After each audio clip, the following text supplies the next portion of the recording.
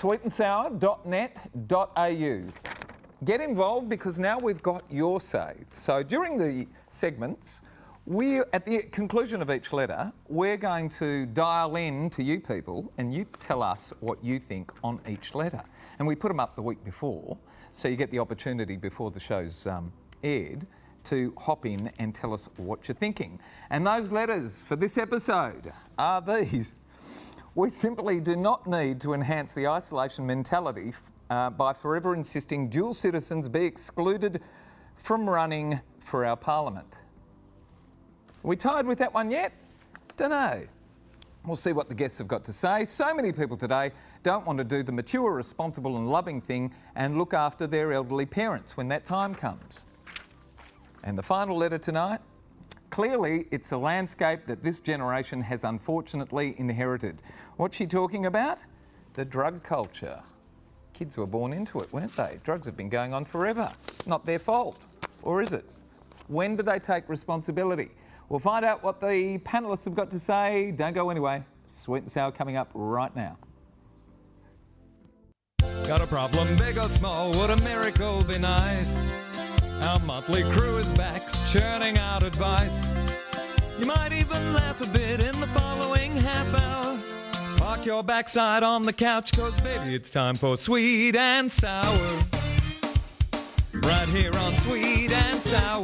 Pour some sugar on there, baby. It's time for Sweet and Sour. How's about some chili? It's time for Sweet and Good Sour. evening, everyone. Lovely to have your company. Welcome to Sweet and Sour. Terrific to have you. And terrific to have all of these wonderful guests on the panel tonight. I reckon it's a 10 out of 10 in terms of panellist lineup. First up tonight, my mate Bids here. Hello, sir. Hello.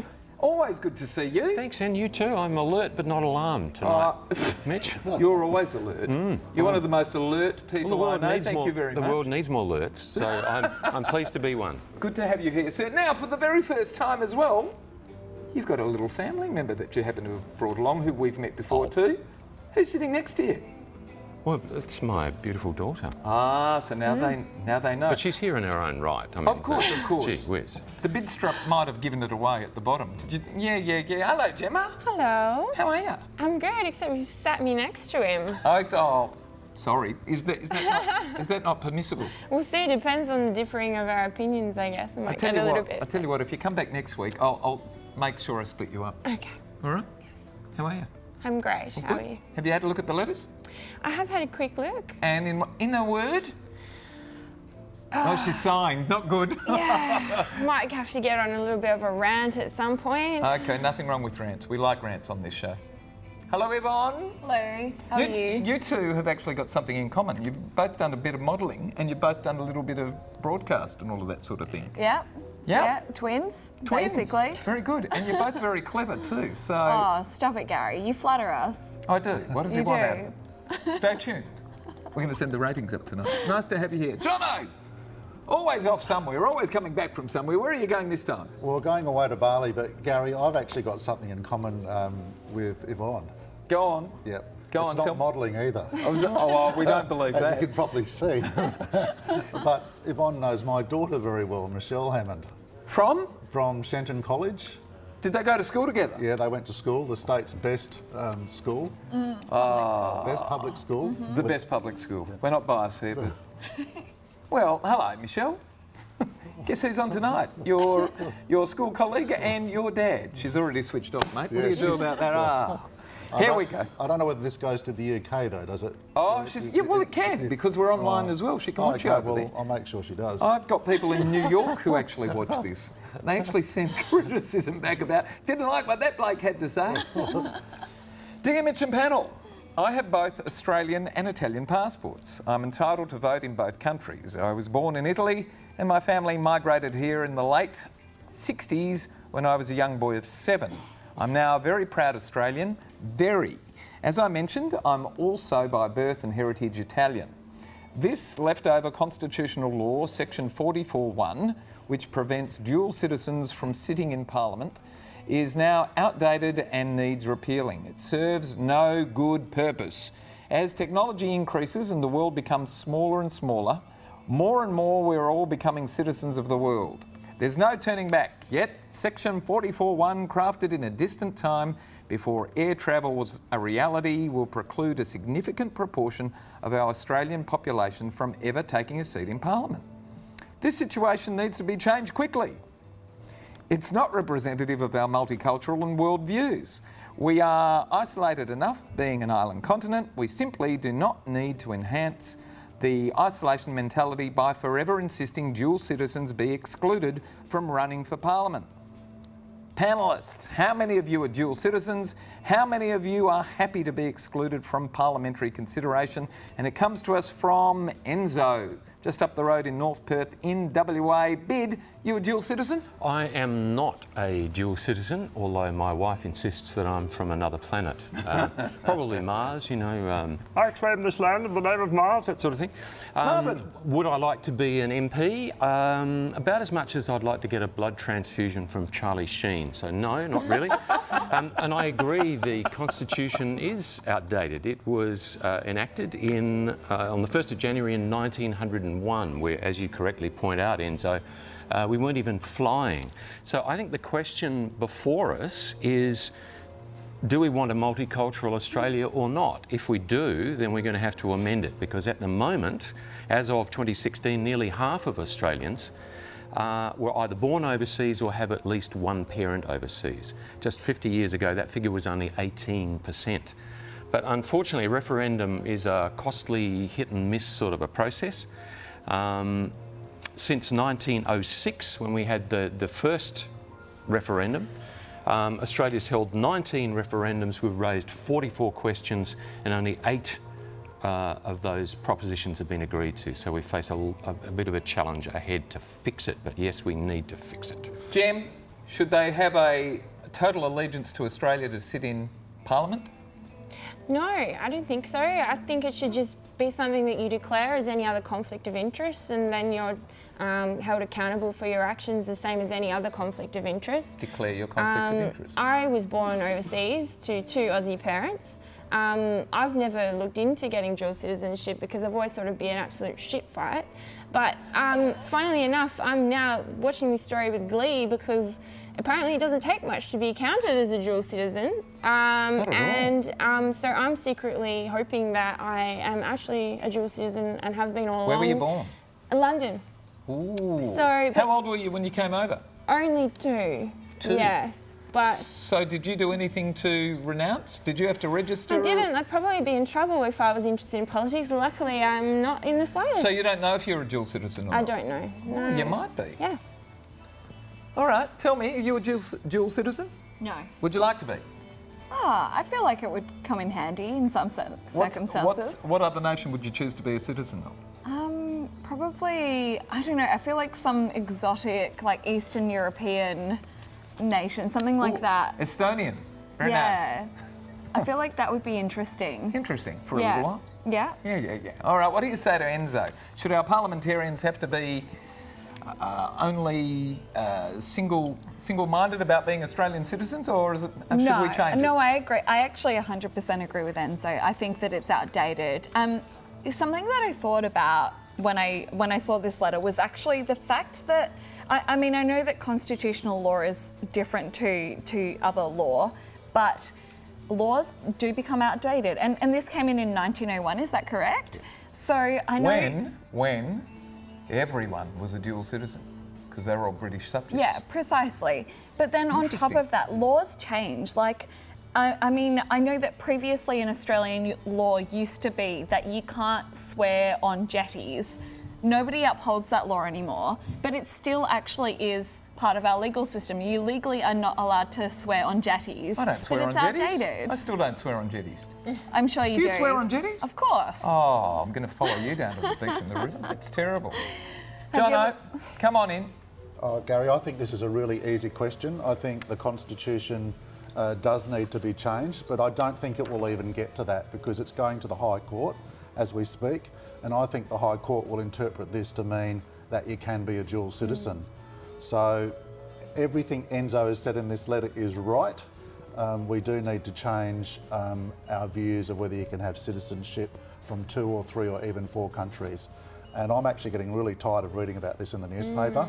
We need to move on to a different topic and let the High Court do its job, which I think will be to say, yep, you can be a citizen from 2 or more countries. Well, the majority of people seem to agree with you, because we asked our online community this question: should we change the law? Well, it's really the Constitution, isn't it, to allow dual citizens to become parliamentarians, and the results are these. 59%, 60% practically, said yes, we should change the law and allow dual citizens. And yeah, just have a declaration of conflict of interest when it comes up. 41% said no. When we come back, we're talking about whose responsibility it is to look after the elderly parents. Don't go away. More of Sweet and Sour coming up. Whose responsibility is it? Is it society's or is it ours? Getting in touch with Sweet and Sour is easy. Just head to sweetandsour.net.au to send us a letter. And while you're there, why not check out our past episodes?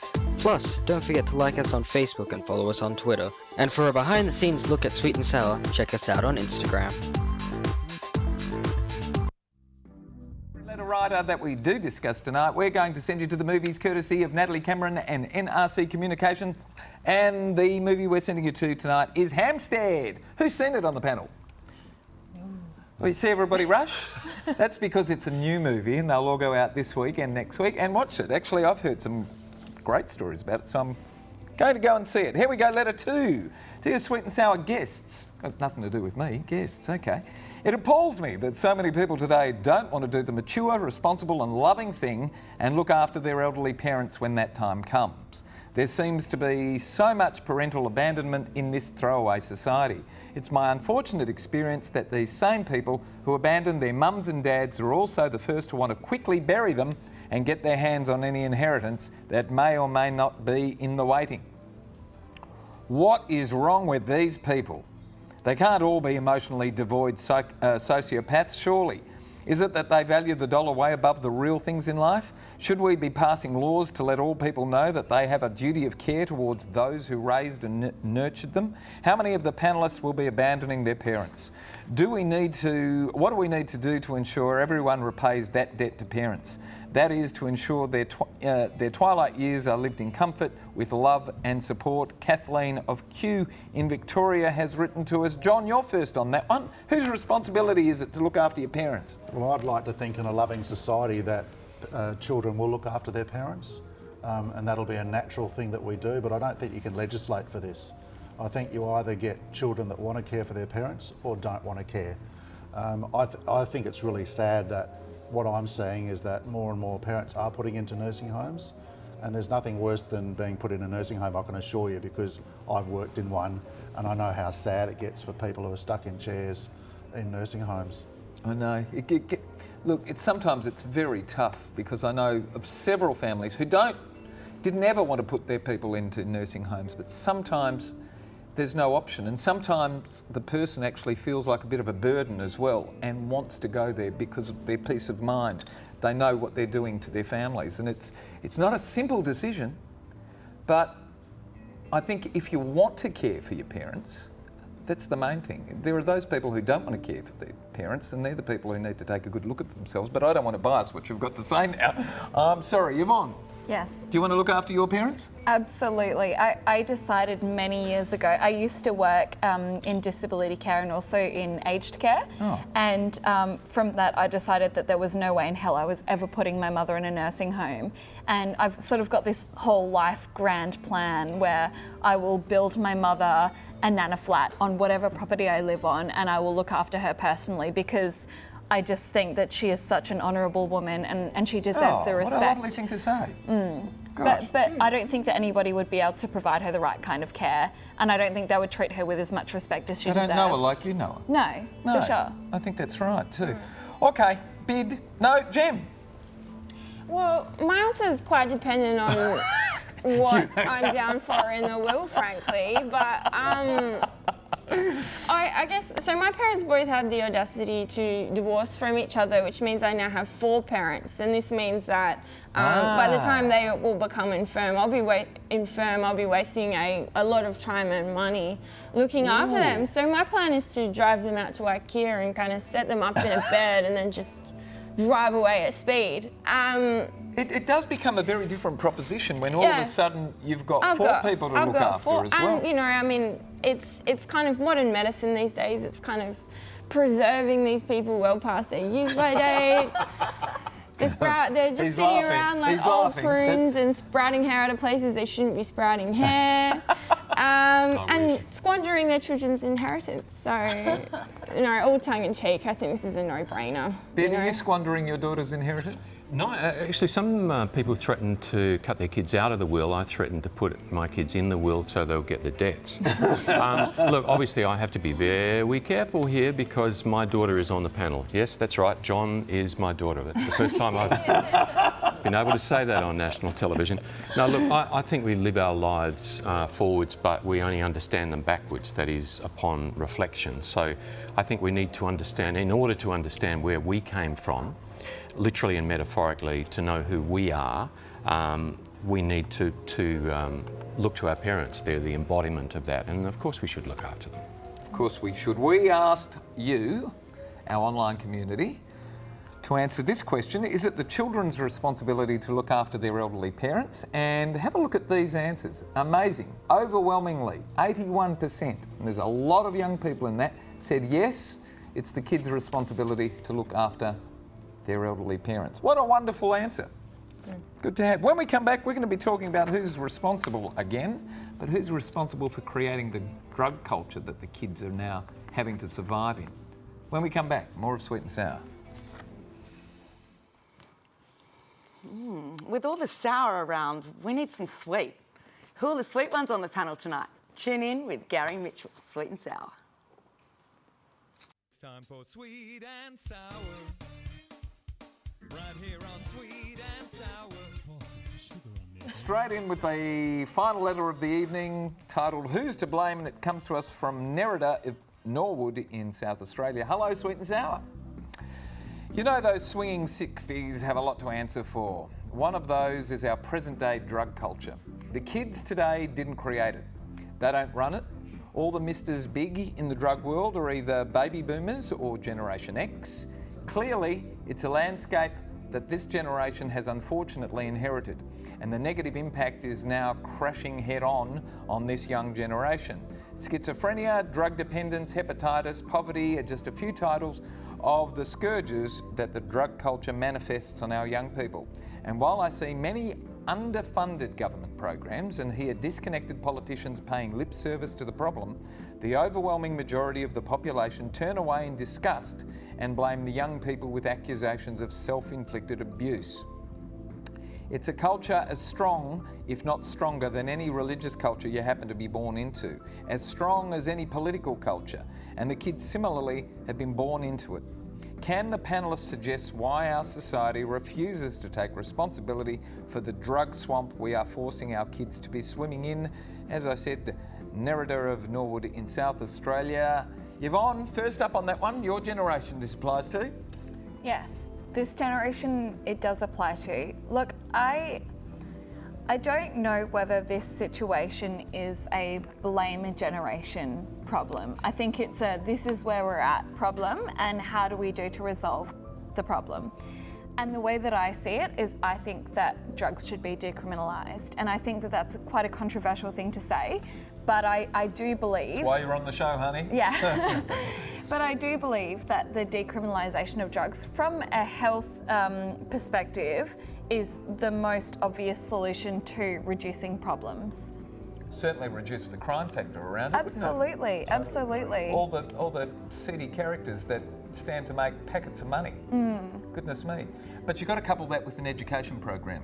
Yeah, surely. absolutely. But everybody knows that drugs are bad. We're drilled into us from a very young age. Don't do drugs. Drugs are bad. Drugs make you into a bad person. But I don't like that. I don't like that shame aspect of it. It's just, it should be, what are drugs? What do they do to you? How will this affect you in your lifetime? Not, if you do them, you're a bad person. I don't agree with that. John, Yvonne just said everybody knows drugs are bad, but lots of people do them. I totally agree with Yvonne. If we look at the drugs that are legal in our society, such as cigarette smoking, we have been very successful as a society in making cigarette smoking really unpopular. You look away. really unpopular if you're standing on St George's Terrace having a cigarette smoke. I heard you the don't other have day- them in the restaurants. The stats are under 10% for the Yeah. very first time ever. Because we've got complete control on who's smoking and who's not smoking because it's a legal substance. I think all drugs should be decriminalised tomorrow, and I think the moment you take the money incentive out of drugs, then you will smash the drug cartels. But what we're doing now hasn't worked and will never work. Before we go to Gemma and Bid, we are going to show you a little graphic which gives you the results to this question that we asked our online community. Your say, is the explosion of the drug culture the fault of the baby boomers and Generation X? Have a look at that. 91% said no, it's not, because they've been around forever. All right, Bid. Yeah, you said it, Mitch. Look, we've been indulging in mood and or mind-altering substances as old as recorded history. As John and Yvonne said, alcohol and tobacco have always been challenged. We're managing them. They've been dangerously, lethally legal for some time now.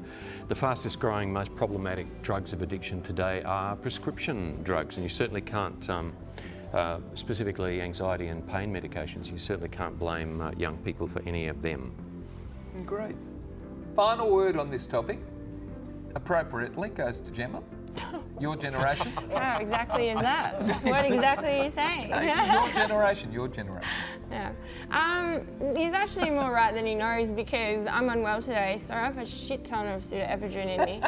And I'm well and truly on the drug bandwagon today. Having said that, you know, I think it's lovely that Nerida wants to take the blame for me on taking that, but it's obviously my choice whether I take drugs. I don't understand this wanting to put the blame on baby boomers or Generation X. I figure if you want to take something, that's your choice. If you want to do that, you certainly have to go back further beyond that, don't you? Absolutely. We were discussing in the break that, you know, we had the Opium Wars where Hong Kong was ceded to Britain because they won the Opium Wars. And ancient Egypt had their drugs. The American Indians have their... Everybody has their drugs, you know, and we've got kava in the South Pacific. We've got... It's all over the place. What's happening now? Why is it different now? Why is it imploding now? Or isn't it? I think meth is a game changer. It's Meth. not like any other drug I think we've seen before. Where's meth come from? Do we know? Made by men in white coats. Yeah? And if Men you in take white it, you coats. end up with men in white coats. Men in what? But why Well, not, good circle. why not tackle drug addiction as a mental health problem rather than a criminal problem? I think that we need to look at it from a mental health standpoint rather than seeing it as a criminal standpoint. Yvonne for Parliament. I've had a wonderful time and you people have been exceptionally clever. Will you all come back next week? I promise not to sit you next to your dad. Oh, all right then. All right, Bid, will you come back next week? Speak to my parole officer. All right, we'll split them up next week. What about you two? Can I get you back next week? I know you're going away soon, but can I get you back on next week? I'll fly back for the event. Oh, thank all of our wonderful panellists, especially John, who's going to fly back for next week.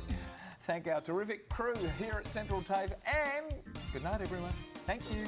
Thanks for having us at home tonight. Good night. Wave. Not a little one, a big one. Good night. That's it. They won't come back if you don't do big ones. That's what they used to say to me when I was on the potty. Oh. Yeah.